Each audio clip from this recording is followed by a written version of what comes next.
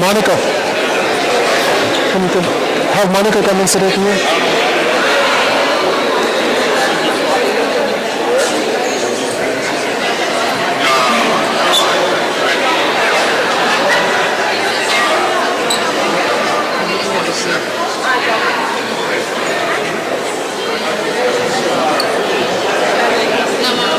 Good morning. We have a couple of seats up here, and we'll get started. Well, welcome to City Hall's celebration for the Hispanic Heritage Month.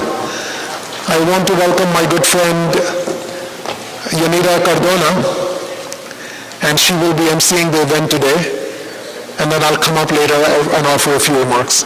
Yaya? Hola, hola, bienvenidos. I love to see how beautiful and colorful the city hall is looking. Thank you guys for taking time to come on this special occasion to celebrate Hispanic Heritage Month. Today we're going to have several special speakers talk about the importance of Hispanic Heritage Month. So for today, before we start, I do want to go ahead and thank some special members that are here. I do want to thank all of our chambers that are here representing. Of course, we have the President Monica Hernandez for the First Coast Hispanic Chambers here. We also have Sergio, the president of the Mexican Chamber, here as well. And we have representation from the Hispanic Advisory Board from Mayor Donna Deegan. We have Pablo, and we have the president, Jose, who's on his way, and Kara Tucker. So thank you guys for being here. And of course, we have our sister cities representatives. So thank you guys for being here on this special day. To start off, I am going to introduce the president of the First Coast Hispanic Chambers, Monica Hernandez.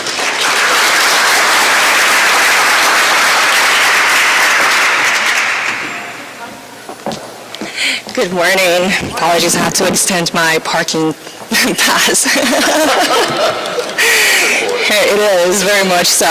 Well, good morning, everyone. Thank you, Mayor Deegan, for allowing us to be here. For me personally, it's quite an honor that we get to do this for a second year in a row. So to your administration, to you, thank you, because this is very meaningful, not just to me as an organization, but to all the different Latinos from different countries that continue to just move to Jacksonville, to Northeast Florida, and make this our home. We continue to open businesses, to create jobs, and really to be a positive influence and a positive impact to the community as a whole. So thank you. Bienvenidos. Welcome, everyone. Thank you for joining us in this wonderful kickoff for Hispanic Heritage Month. Are you guys aware of what Hispanic Heritage Month is? All right, so Hispanic Heritage Month really is the start of celebrating the various cultures and economic impact that Latinos have in the United States. It starts from September 15th through October 15th, considering the various of the many different countries in Latin America do celebrate its independence during the first few days. So congratulations to all of us as Latinos. I want to make sure that we continue to support each other, that we empower one another, and to the community at large. You're going to continue to see various businesses that are opening, whether they're accountants, restaurants, attorneys, from all walks of life. This past week, we had a wonderful kickoff for a business expo. Thank you to the city of Jacksonville for sponsoring that event. And it was really a great hit because we had over 91 entrepreneurs that were there all day. So thank you so much. If I could get a round of applause for that accomplishment.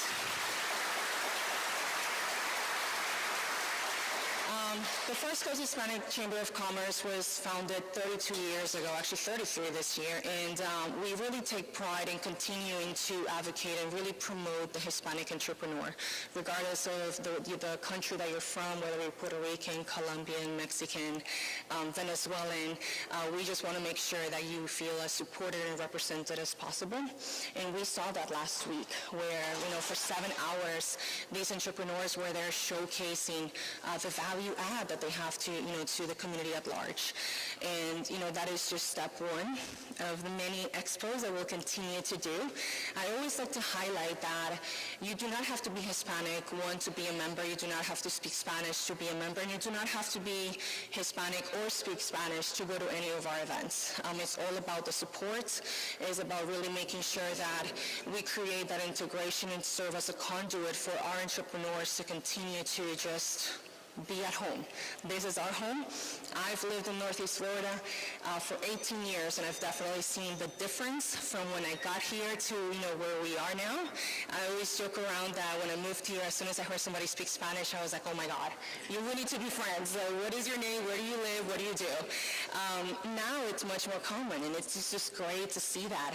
I know when I go to Beatriz at Line Creations, I'm like, give me my favorite food, and she knows, and her mom knows, I have a gluten sensitivity, so they spoil me, right? So it's good to be able to see that, and to see that not just within the Hispanic community, but other communities that are here in Northeast Florida, which I always like to make sure that we embrace. Lastly, I just wanted to, I always get to brag about the chamber, right, about FCHC.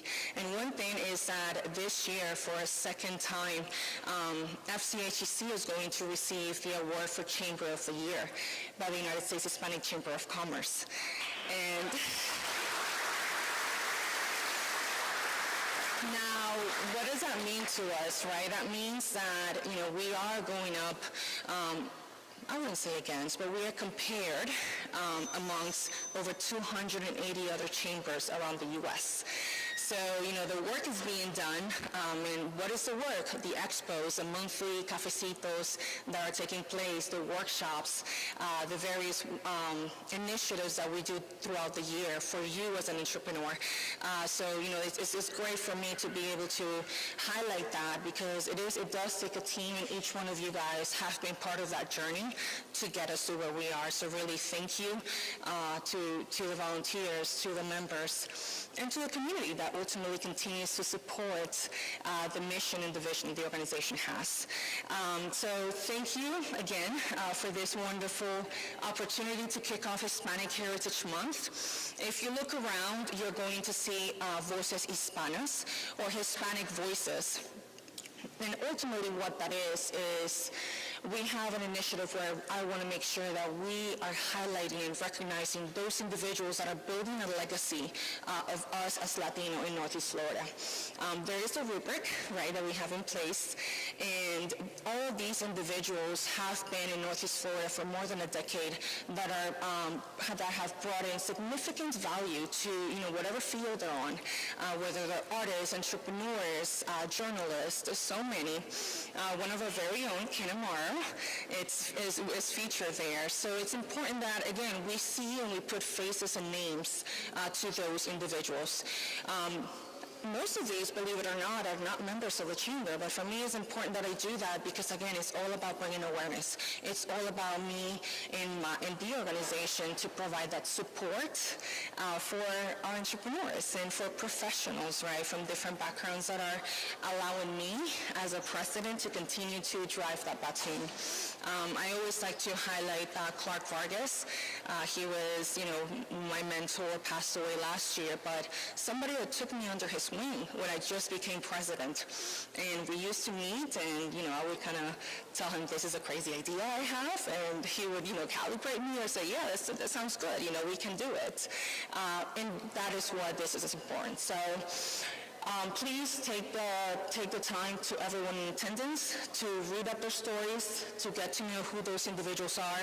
Some of them are here today so that you can really shake their hands and get to know their story. I think all of us here have a story to tell, and I want you guys to hear from them directly. So special thank you to my board that is here for supporting me, for showing up and saying, hey, we're present. To the Hispanic community, I know at the expo I was calling a call to action and making sure everybody showed up, so I do see those faces here, so thank you. And I want to hand it over back to Yanira. Thank you again, and I look forward to continuing to work with you.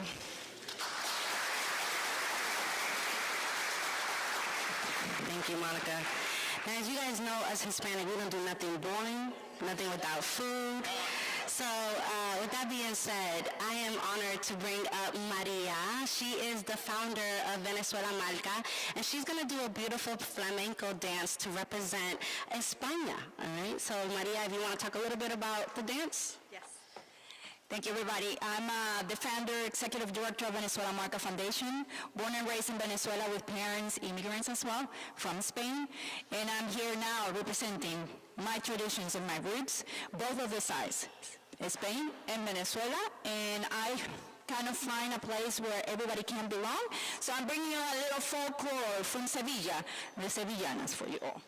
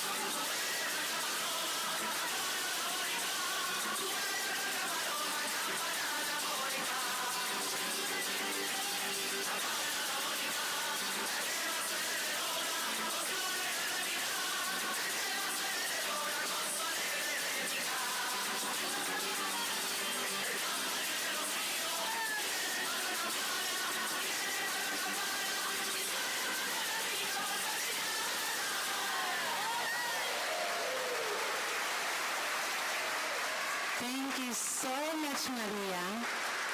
And if those who don't know about Venezuela Malca, she's doing amazing things. She's teaching our kids Spanish. She's teaching them the traditions. She does an after-school program. So please make sure you support Venezuela Malca and everything that they do. Thank you, Maria, so much.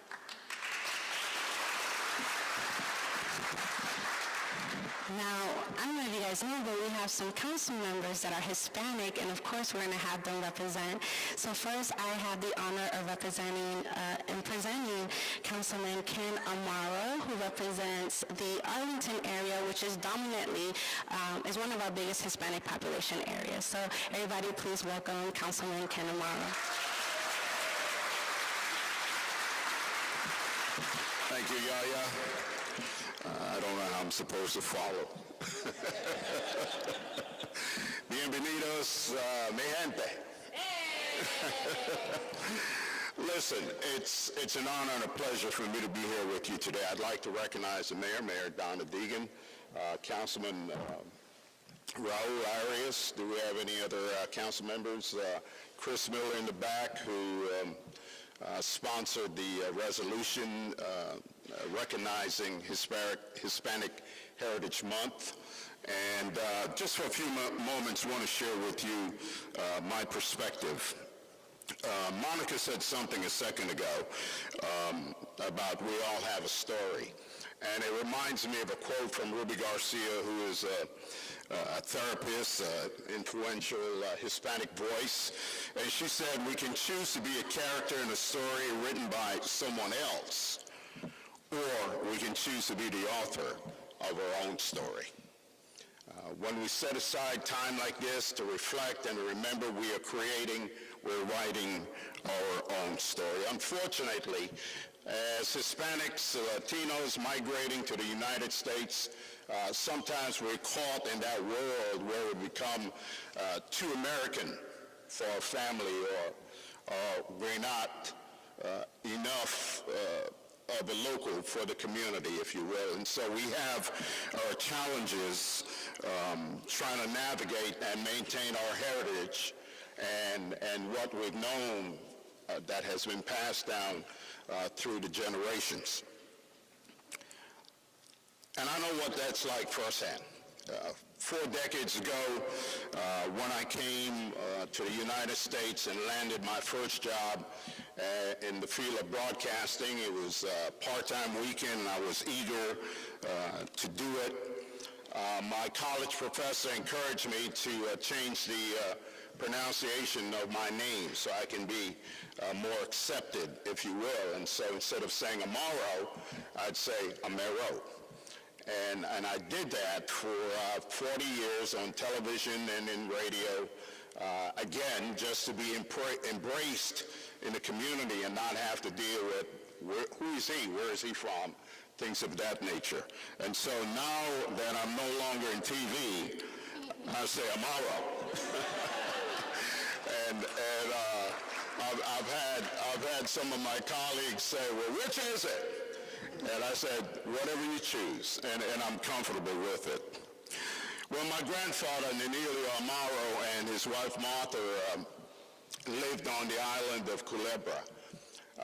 They gave birth to 4 kids, and when Martha died, the family moved to another island, Vieques. And then down the road, they decided to migrate to Philadelphia. Don't know why, but they ended up there in Philadelphia. And that's where he raised his kids, his 4 sons and daughter.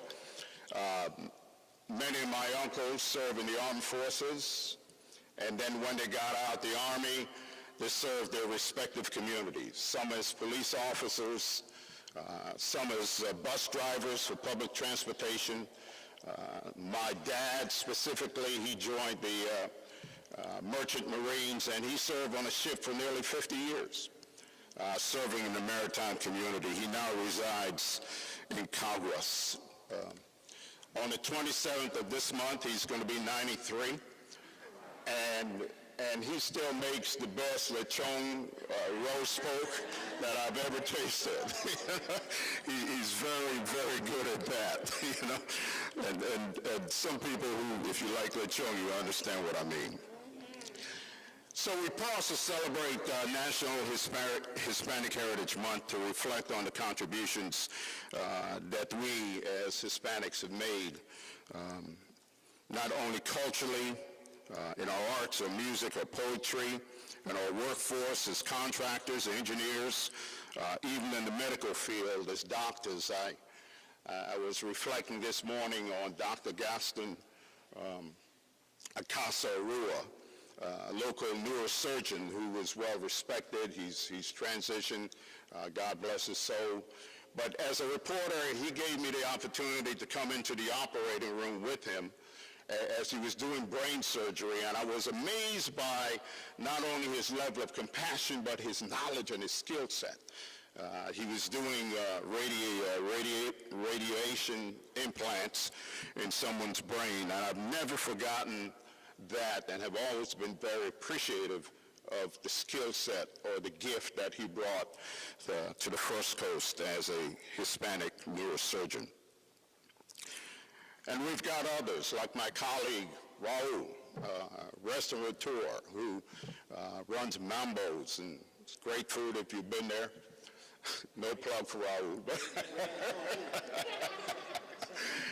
But we've got individuals like that making a difference. I don't see Martha here today, but property manager Martha Torres. I met her last year, and when Martha shares a story, it just moves your heart because she was fired from a job, and she, instead of crying in her tears, she pulled up her bootstraps, and now she is a successful property manager. Since this annual event began in '68, we have seen how the Hispanic Latino community has grown throughout the United States. I think the last number I saw from the census, it's about 60 million. I know here in Jacksonville, it's about 11%. Yaya said it's a little bit more. Arlington District 1 has become very, very Hispanic. In fact, my wife was in the Walmart at the Merrill and Hartsville the other day, and she noticed that even Walmart is now sensitive to the shift in the population, that where in the grocery store we're seeing more Hispanic products. We're seeing things in Hispanic language, so many are paying attention. One of my favorite longtime singers, she's now deceased, Celia Cruz, who commanded the stage, and when she performed, she said something that has always stuck with me.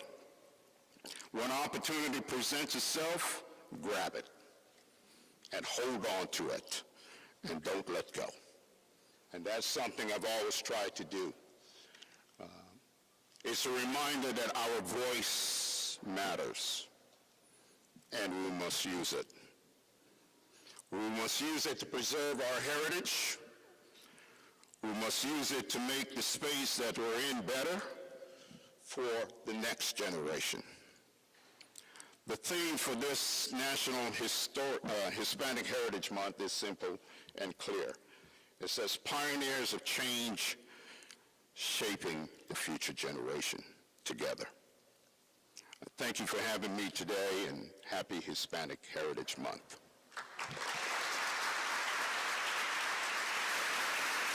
Gracias, Councilman. Up next, I have the honor of presenting Councilman Raul Arias, who a lot of people think he's Cuban because his restaurant's Cuban, but he's actually Panamanian. So welcome, Councilman Arias. Thank you so much. All right. I am Panamanian. I'm wearing my Panamanian flag here today. But yes, thank you for the kind words, Mr. Amaro. You're right. Our voice does matter, just like every voice matters here in our community and in our nation, right? But today we're here to celebrate Hispanic Heritage Month. And like you said, this is to recognize those leaders, those individuals who have paved the way here in our United States of America, right? With roughly 12%, maybe 12 and change, is what make up here in Jacksonville, right? That's the demographic that continues to grow, not just in Jacksonville, but across our entire nation. As a matter of fact, according to www.google.com, all right, it is the fastest population across the board amongst all Hispanics and non-Hispanics in the United States. So we are the fastest and largest growing population here in the United States, not just in Jacksonville, with over 604,000 businesses in Florida, which make up over $90 billion towards Florida's economy, right? That is huge. But let's bring it back to Jacksonville. Last week, or was it this week? Gosh, the days they all flow together, right? But last week, the First Coast Hispanic Chamber of Commerce just held a first-of-its-kind event here, a business expo. And while, yeah, there were 91 businesses in expo, there were more than 100 businesses there because I was amongst one of them, and I was talking to other people that want to be a part of this expo next year. And we were just astonished as to like how unified our community is. Not just our business community, but just Hispanics in general. And when I advocate for our community and City Hall, to my colleagues, to the mayor, to everybody, I'm not just saying it because I'm an Hispanic. I'm saying it because people need to wake up. We're here and we're growing. So whoever wants to capitalize on that, they need to do it now. Let's talk about a little bit of the fact that we're growing. There are over 2.4 million registered voters in Florida that are Hispanics. That makes up 18% of the base of registered voters in Florida. Any of my politician friends, you guys need to target that group, our group. This will be the swing vote. So when we're talking about appealing and reaching out to people to earn their vote and their support, don't forget about our population because we are the fastest one, right? But going back to the Business Expo, I was able to speak. And I thought, okay, I was just going to speak about my experience in my business, but it really touched my heart because I just saw and I see a lot of people here from that expo that have never really engaged with our city's officials. They were asking so many questions as to the process and to what we do and how they can be involved. So I commend you all for not only being here today, but also just being a part of this great event. Thank you, Monica, the First Coast Hispanic Chamber of Commerce. I know I saw the other chambers as well where they were representing and supporting. So I just want to be thankful to everybody who came out last week, but more than anything, just for being here and for being in Jacksonville, making the city a great city. And I'm just proud to be here with you all. So thank you so much. All right.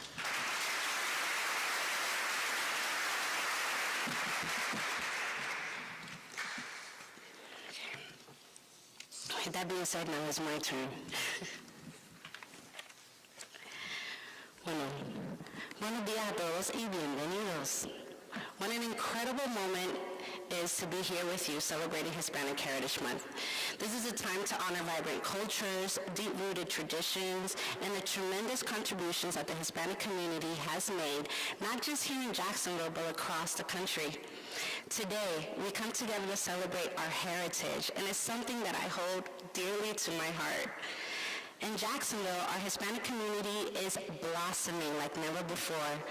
Just like you guys have already heard, we are over 11% on the census, and with that growth comes a powerful wave of influence, creativity, and passion. We don't just bring numbers, we bring stories, we bring flavors, we bring music, a fierce of sense and family and community that enriches every corner of this city. We are the heartbeat of Jacksonville's future, and we do it with pride in who we are and where we come from. Let's talk about our culture for a moment. From the sizzling arroz con gandules to the spice of tacos al pastor and the zesty freshness of ceviche, our food is a reflection of our love, tradition, and unity. And let's not forget our music. What about that salsa? Whether it's salsa, reggaeton, or bomba y plena, we carry the rhythm of our ancestors in our hearts. And it's not just about celebration. It's about telling our stories, making sure our heritage is never forgotten and that it continues to inspire future generations. But beyond our vibrant culture, we are also leaders, dreamers, and doers. Our businesses, our creativity, and our perseverance are shaping the very fabric of the city. I'm so proud that initiatives like JSUB Hispanic Forum, which is committed to empowering Hispanic entrepreneurs and small business owners. Programs like this don't just uplift individuals, they strengthen our entire community, ensuring that we all rise together. And I must express my heartfelt gratitude to leaders like Dr. Parvez, whose vision and dedication have paved ways for opportunities like the one I have. It's because of advocates like him that positions like mine are available. The first Hispanic Outreach Coordinator for the City of Jacksonville.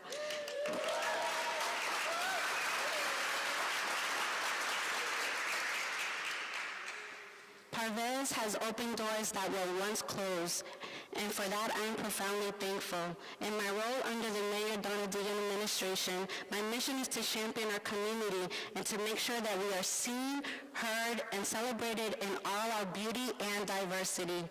Through events like Viva la Fiesta, the largest Hispanic festival in Jacksonville, and the upcoming Unidos Jack's dinner, we are showcasing the heart and soul of our cultures. These aren't just events.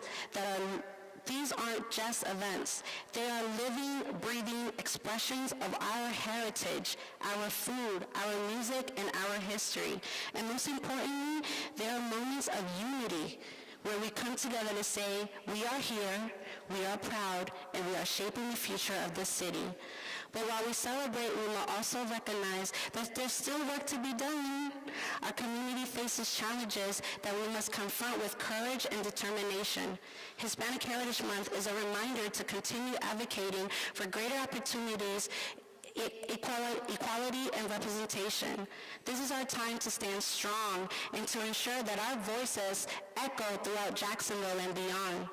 Jacksonville is growing, and our Hispanic community is a virtual part of that growth. We are the storytellers, the change makers, the bridge builders. Together, we are creating a Jacksonville that is more inclusive, more dynamic, and more reflective of the incredible diversity that we call home. As we celebrate this month, let's honor our ancestors, our families, and the future we're building together. Let's keep bailando, let's keep sharing, and keep striving. We're not just participants, we are creators of a brighter and more connected Jacksonville. Muchas gracias.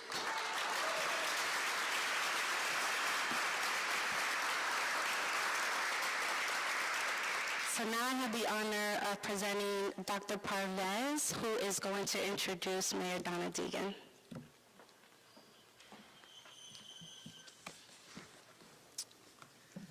Good morning, my friends.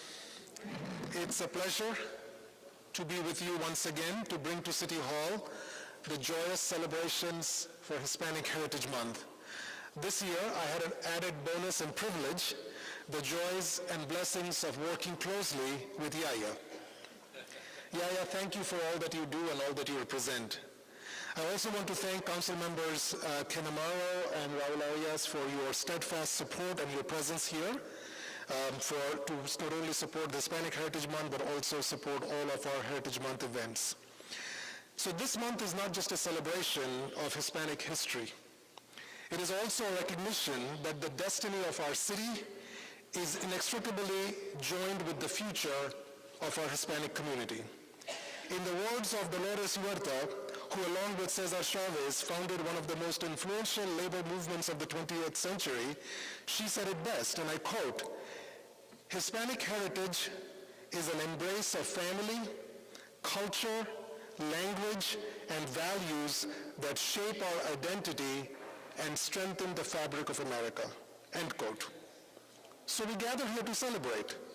Given that 1 in 3 members of the Hispanic community are immigrants, I will be remiss if I did not take the time to talk about the role of immigrants in general that play in shaping America of today. This is particularly important. It is particularly important now more than ever before because immigrants are once again being made scapegoats and targets as yet another election season rolls along. As a first-generation immigrant myself, and I dare to say perhaps the only one of my kind serving in the Deegan administration, I'm no stranger to how vicious rumors create generational scars for families. So today when I hear about the demonization of immigrants through vile rumor mongering, the trauma hits close to heart. That these attacks are coming from the same racist playbook is not surprising, but it hurts nonetheless. The hurt is only made worse by the silence of so many. So in the words of Dr. King, in the end we will remember not the words of our enemies, but the silence of our friends. So my friends, we cannot remain silent and accept the brutishness of xenophobia is just the non-normal ebb and flow of our politics. We must speak out. To the contrary, we must do everything in our powers to make all our citizens, all our residents, feel welcome, celebrated, and seen. So did you know that 46 million foreign-born people live in the United States, representing 14% of the population? To some, this 46 million is a cause for celebration, like most of you who are joined here. To others, it's unfortunately a reason to fearmonger. So let me set the record straight. It would perhaps come as no surprise to many of you to know that in 1890, nearly 15% of our nation's population was also foreign-born, exactly the same number as today. In nearly a century and a half, America's reliance on foreign-born citizens to fuel its success has practically remained unchanged. So what's the difference between then and now? The only difference is the country of origin of those immigrants. Then it was European. Today it is mostly Latin American. Today these immigrants from Latin America are as much an integral part of America as the industrial progress European immigrants made in 1890. Like immigrants from Germany, Italy, and Eastern Europe a century today, today's immigrants from Latin America succeed despite facing language barriers and onerous immigration rules. In the same way as their European predecessors, today's immigrants from Latin America drive American innovation and entrepreneurship, bringing new perspectives and adding to the vibrancy of American culture. The Census Bureau projects that by 2050, less than 3 decades from today, our country's foreign-born population will play even a more significant role than they're playing today. As Councilman Arias rightly pointed out, this underscores the reason why we must know these immigrant communities better, why we must try to understand their challenges and not demonize them, because they make what America is today. It is then morally wrong to indulge in age-old xenophobia. It makes no business or economic sense. But there is a better path forward. A path forward that recognizes that by embracing and including all our diverse communities, we will not only strengthen our economy and workforce, we will also nurture a society that is just and compassionate. And who is better to inspire us further and pave the path of love and compassion than our dear Mayor. Mayor Deegan, the floor is yours.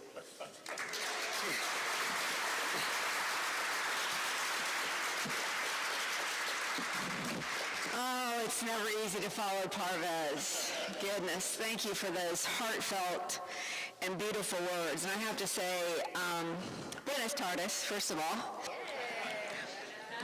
And thank you, Yaya, for not giving up on me in terms of trying to teach me Spanish.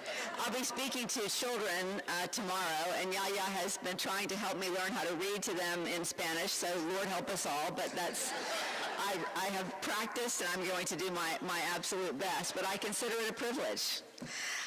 Just as I consider it a privilege to see all of you and have you here in our beautiful city. I have to say, Parvez, your words really always are so meaningful, but they hit me in such a way today because I've seen so many people comment, and this is just what we do to each other here in this country when we approach elections, right? It always seems things get darker and uglier, and the same old tropes get brought up and all of those things. And I saw a couple of people on social media say today, I'm just going to have to get off of social media because it's just gotten too dark and too ugly, and I just don't want to be. But one of the reasons that I stay, even though I admittedly don't spend a lot of time there, that I try to bring love and unity and compassion and all those things that I believe in, is because we need those things. We need those things. We need to we see each other's hearts here today, right? That's what we have to embrace all the time. We can feel differently about things. We can feel differently about politics. We can feel different. This is the beauty of all the different cultures that we have in this city. We're different.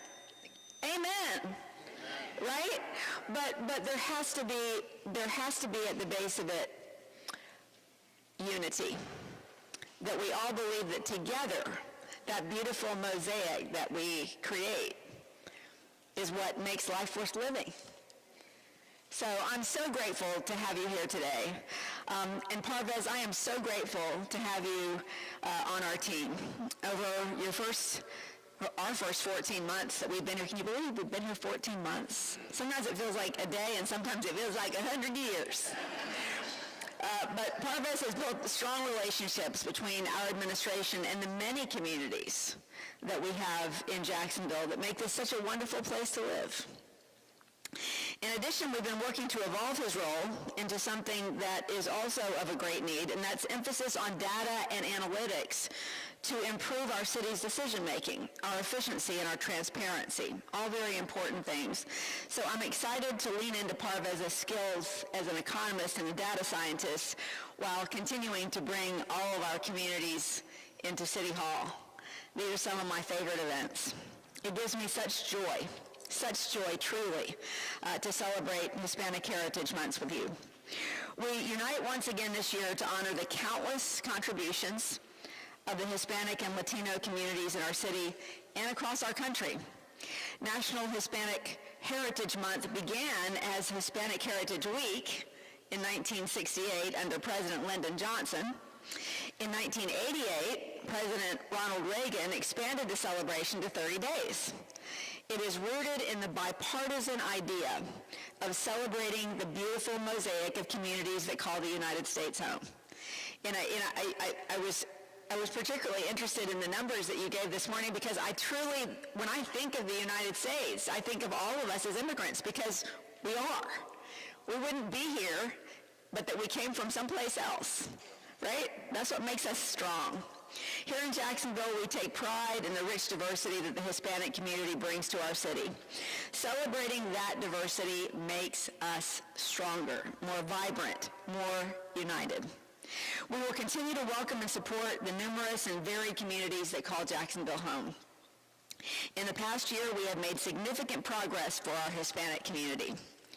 The Jacksonville Small and Emerging Business Program, the JSEB program, recently launched free monthly forums tailored specifically for Hispanic small businesses. More than 70 Latino business owners attended that very first one. Yes, you can applaud for that. I heard a woo. You can applaud for that. These forums are held in Spanish and are designed to provide valuable resources, support, and networking opportunities for our Hispanic business community. The next one will take place tomorrow evening from 6 to 8 at the main library, so please make sure you spread the word about that. To continue celebrating Hispanic Heritage Month, my administration, with the support of the City Council, is proud to bring you Unidos Jacks, a first-of-its-kind dinner dedicated to honoring the remarkable contributions of our vibrant Hispanic community. I invite all of you to attend with your friends and family on October the 3rd.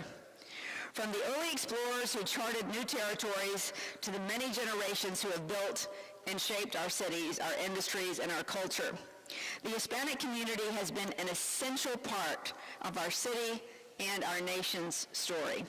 To cite a few Jacksonville-specific examples, the dado pepper, which is an integral part of local Menorcan cuisine, was brought to our region by Cuban settlers. The present-day neighborhoods of Springfield and Eastside were once part of Camp Cuba Libre, which was a military encampment establishment in 1898 for the deployment of American troops during the Spanish-American War. Jacksonville and Puerto Rico were significant trade partners, with 90% of shipped goods to and from the mainland to the island going through Jacksonville. Afro-Puerto Ricans played an integral part in Jacksonville's jazz and blues music. When Puerto Rican-born Manuel Rivera, owner of Ashley Street Manuel Tap Room, opened his home to Hank Aaron, he helped integrate Major League Baseball. Jacksonville is also proud to celebrate the 15th anniversary of our sister city relationship with San Juan, Puerto Rico. It's a bond that has fostered cultural exchange, collaboration, and mutual growth. Since its inception, this partnership has strengthened ties between the vibrant cities of Jacksonville and San Juan. We're creating opportunities for shared economic development, education, and the arts. Together, we have built a bridge that highlights the rich heritage and contributions of the Puerto Rican people to Jacksonville's diverse community. Simply put, Hispanic history is American history. The teachers who inspire our children, the healthcare workers who provide compassionate care, the entrepreneurs who fuel innovation, and the countless others who enrich the fabric of our community all deserve to be seen and heard. This is why our administration has spent so much time and energy in reaching out and creating a sense of belonging for all who call Jacksonville home. Events like today affirm the importance of this work. Hispanic Heritage Month offers us a moment to recognize that although we are celebrating our progress, as Yaya said, there is always more to be done, and we have to be the ones to do it, especially given the challenges that immigrants and refugees continue to face, as we've discussed. The fact is, they add more to our city than they take from it, and their presence makes all of us a whole lot better. As we look around this room and we look across our city, we see how much stronger we are when we embrace each other. We see that Jacksonville's future is brightest when every voice is heard, when every person has the opportunity to thrive, regardless of background. This is especially important for our young people. I want every child growing up in Jacksonville, whether they trace their roots to Mexico, Puerto Rico, Cuba, Colombia, or somewhere else, to know that their heritage is a source of strength, that their culture is valued here, and that their dreams matter to all of us. They are future leaders. Thank you. They are the future leaders, innovators, and change makers of our city, and we are all invested in their success. As mayor, I am committed to ensuring that Jacksonville is a city where diversity is both celebrated and championed, a city where we work to eliminate barriers and create opportunities for all. And I call on each one of you to join me in that work. In closing, let us all be reminded that diversity is our strength and that unity is our destiny. Together, we will build a Jacksonville that honors the contributions of every community, lifts up their cultures, and shines as a beacon of hope and opportunity for all of its people. And in doing so, let us be reminded of the timeless advice from Cesar Chavez. Preservation of one's own culture does not require contempt or disrespect of other cultures. Thank you, and let us continue to celebrate the beauty, resilience, and contributions of the Hispanic community, not just this month, but every day of the year. Gracias a todos. And now, I will read the mayoral proclamation. Whereas the City of Jacksonville recognizes and celebrates the vibrant and diverse Hispanic and Latino community whose rich cultural heritage, traditions, and contributions have significantly shaped our city and our nation.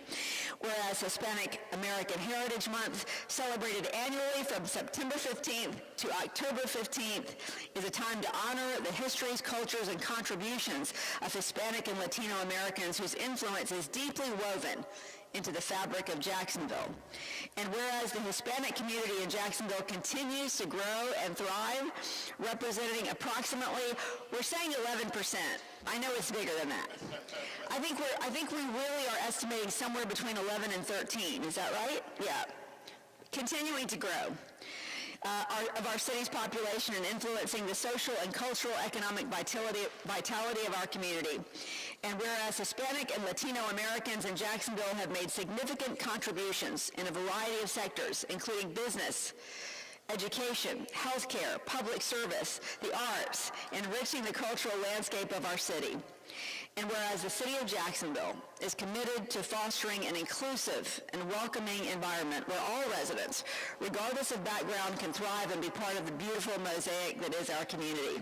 Now, therefore, I, Donna Deegan, by virtue of the authority vested in me as mayor of Jacksonville, Florida, do hereby proclaim September 15th through October 15th, 2024 as Hispanic Heritage Month in Jacksonville, and encourage all citizens to join me in celebrating the rich history and contributions of Hispanic and Latino Americans. Thank you so much.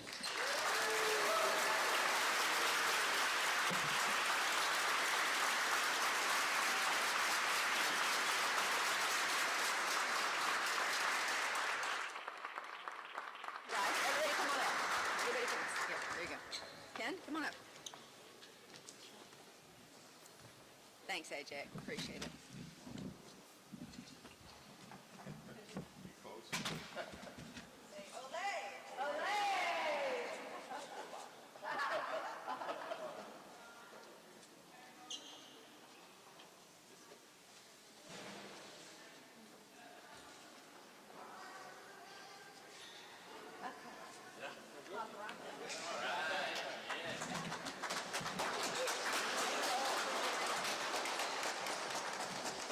Thank you, Yaya.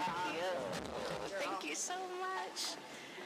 Okay, with that being said, we do have some appetizers, some small bites. Thank you to Latin Creation for providing empanadas, arroz con atules, Mi Casa Mexican Restaurant with the tamales, mocha brownies, the brownies.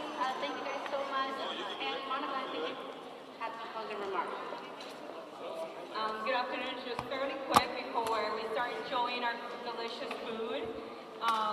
Again, thank you, Yanira. Thank you, Dr. Forbes, Councilman Arias, and Councilman Amaro, Chris. Thank you for joining us today. Fairly quick.